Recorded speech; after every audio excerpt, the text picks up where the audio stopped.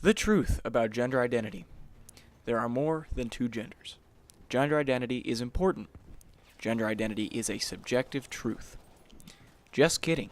All of those ideas are garbage, and here's why. There can only be two genders. Gender and sex must be inextricably tied. Otherwise, what is to stop the endless multiplication of gender identities? Nothing. The invention of pronouns is a very troubling prospect because the notion that pronouns can just be invented offhand and carry real weight is an idea that propagates in very closed ideological circles who are not willing to debate.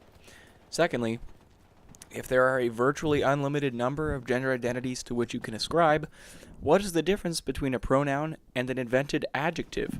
Rhetorical question, there is none. And if there's no difference between an adjective and a pronoun, then what's the point of pronouns? Rhetorical question, there is none. What is the importance of being defined or not being defined as a member of a certain gender identity group?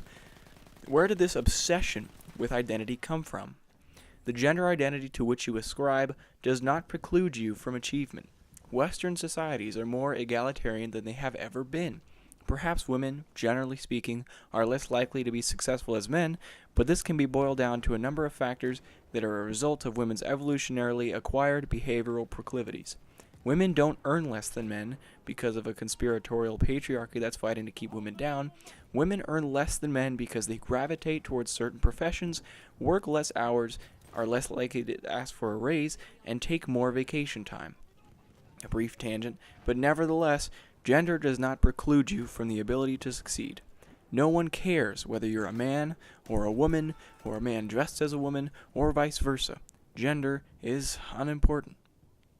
Gender identity cannot be decided upon unilaterally by an individual. Why? Because gender, as any other tenet of our identity, is a socially negotiated construct. I don't get to decide whether or not I have a good reputation. This is something I negotiate with society through action, and I receive collective approval or disapproval in response to that action. Similarly, I don't get to decide if I am feminine or masculine. I behave in such a way which defines me as such in the eyes of society, therefore I am masculine or effeminate. And again, being defined as masculine or feminine is so inconsequential outside the context of this conversation. Why should it matter so much? Gender is an extremely casual method of classification. Your affiliation with a gender group defined by certain behavioral and appearance-based traits does not necessarily mean you will, for example, be a better caretaker. Women predominantly are caretakers, but no one is putting a gun to women's heads and forcing them to be caretakers.